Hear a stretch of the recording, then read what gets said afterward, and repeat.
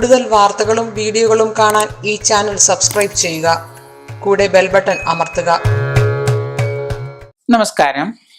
ഗജകേസരി യോഗം പലതവണ കേട്ടിട്ടുണ്ട്, പറഞ്ഞിട്ടുണ്ട്. ഗജകേസരി യോഗം എന്ന് പറഞ്ഞാൽ ആനയെ വാങ്ങാനുള്ള യോഗമല്ല എന്ന്. ഗജകേസരി യോഗം വന്നാൽ എങ്ങനെയാണ് ഗജകേസരി യോഗം വരുന്നത്? ജ്യോതിഷത്തിലെ മികച്ച യോഗങ്ങളിൽ പ്രധാനപ്പെട്ട ഒരു യോഗമാണ് ഗജകേസരി യോഗം. ഗജകേസരി യോഗമുള്ളവൻ എന്തെങ്കിലും സംഭവിച്ചിരിക്കും. തീർച്ചയായിട്ടും ആനയെ വാങ്ങിയിരിക്കുന്നൊക്കെ ധരിക്കുന്നവരുണ്ട്. വ്യാഴവും ചന്ദ്രനുമായിട്ട് ബന്ധപ്പെട്ട്, വ്യാഴം അതാണ് ഗുരു, ജാതകത്തിലെ ഗുരുവും ചന്ദ്രനുമായിട്ട് ബന്ധപ്പെട്ട് ഗജകേസരി യോഗം അതാണ് ബന്ധപ്പെട്ട് കിടക്കുന്നതാണ് ഗജകേസരി യോഗം. ഗജം എന്നാൽ ആന, കേസരി എന്നാൽ സിംഹം. അപ്പോ ബുദ്ധി, സാമർത്ഥ്യം, അഭിമാനം, പേര്, പ്രശസ്തി, സ്വാധീനം ഇവയെല്ലാം ഗജകേസരി യോഗമുള്ളവന് നേടിയെടുക്കാൻ സാധിക്കും. ഗജകേസരി യോഗത്തിലൂടെ ഒരു വ്യക്തി നേടുന്ന പല ഗുണങ്ങളുണ്ട്. ഈ പറയുന്നതിൽ ഏതെങ്കിലുമൊക്കെ ഒരു ഗജകേസരി യോഗമുള്ള ഒരു വ്യക്തിക്ക് നേടിയെടുക്കാൻ സാധിക്കും. ഗജകേസരി യോഗമുള്ളവൻ നാളെ ആനയെ വാങ്ങിക്കും എന്ന് പറയുന്നവരും ചിന്തിക്കുന്നവരും ഒക്കെ ഉണ്ട് ഇന്ന്. അപ്പോ ഈ പറയുന്ന പ്രശസ്തി, ഇപ്പൊ രാഷ്ട്രീയക്കാർക്കൊക്കെ ചിലപ്പോൾ പ്രശസ്തിയും പേരും പെരുമയൊക്കെ കിട്ടുന്നത് അവർക്ക് ഗജകേസരി യോഗം ഉള്ളതുകൊണ്ടായിരിക്കാം.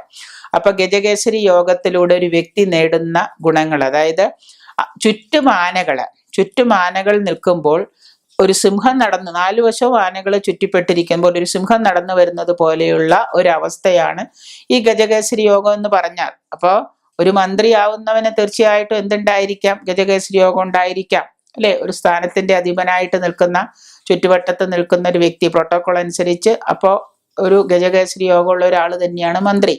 അപ്പോൾ ആ അവസ്ഥയാണ് ചുറ്റും ആനകള്, അതിന് നടുക്കില് സിംഹം നടന്നു വരുന്ന പോലെയുള്ള അവസ്ഥ. അതിനെയാണ് നമ്മൾ ഗജകേസരി യോഗം എന്ന് പറയാം.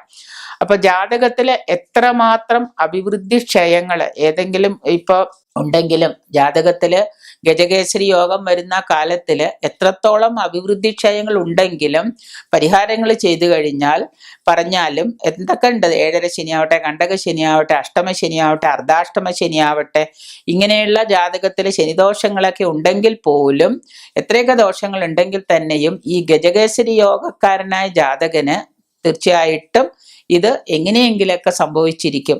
ഈ ഗജകേസരി യോഗം. അപ്പോ ഈ ഗജകേസരി യോഗത്തിന്റെ മറ്റു ദോഷങ്ങൾ, ശനിദോഷങ്ങൾ അനുഭവിക്കാതെ ഗജകേസരി ദോഷങ്ങള് അത്രത്തോളം ഗജകേസരി അനുഭവിക്കാൻ സാധിക്കും എന്നാണ് പറയപ്പെടുന്നത്. മനസ്സിലായോ? ഗജകേസരി യോഗം ഉള്ളവന് ഈ ശനിയുടെ ദോഷങ്ങള് ഇല്ലാതെ തന്നെ അത് സംഭവിക്കില്ല എന്നാണ് പറയുന്നത്. ചന്ദ്രൻ വ്യാഴത്തോടൊപ്പം ചേർന്ന് നിൽക്കുന്നതും 4, 7, 10 മുതലായ കേന്ദ്രസ്ഥാനങ്ങളിൽ നിൽക്കുന്നതും ചന്ദ്രനെ വ്യാഴം നോക്കുന്നതുമായ അവസ്ഥയാണ് ഗജകേസരി യോഗം. ഇപ്പൊ നമ്മുടെയൊക്കെ ജാതകം എടുത്തു വെച്ചിട്ട് നിങ്ങൾക്ക് ഗജകേസരി യോഗം ഉണ്ടോ നോക്കുക. ഗജകേസരി യോഗം ഉണ്ടെങ്കിൽ, വേറെ ഗ്രഹദോഷങ്ങൾ ഉണ്ടെങ്കിൽ പോലും ഏതെങ്കിലും തരത്തിൽ ഒന്നല്ലെങ്കിൽ മറ്റൊരു തരത്തിൽ നിങ്ങൾക്ക് ആ ഗജകേസരി യോഗം അനുഭവിക്കാൻ, അതായത് ആനകൾക്ക് ചുറ്റും ഒരു സിംഹം നടന്നു വരുന്ന അവസ്ഥയിലുള്ള ഒരു അവസ്ഥ നിങ്ങൾക്കും അനുഭവിക്കാൻ സാധിക്കും എന്നുള്ളത് തന്നെ. അപ്പൊ അതിനെങ്കിലും ഒരു തടസ്സം ഉണ്ടെങ്കിൽ തീർച്ചയായിട്ടും അതിനെ നോക്കി വഴിപാടുകളൊക്കെ ചെയ്ത് എത്രയും പെട്ടെന്ന് നമ്മുടെ ഗജകേസരി യോഗം നമ്മൾ അനുഭവിക്കാൻ നോക്കുക. ആ ഗജകേസരി യോഗം ജാതകത്തിലുണ്ടെങ്കിൽ തീർച്ചയായിട്ടും നിങ്ങൾക്കത് അനുഭവിക്കേണ്ടതായിട്ടും വരും.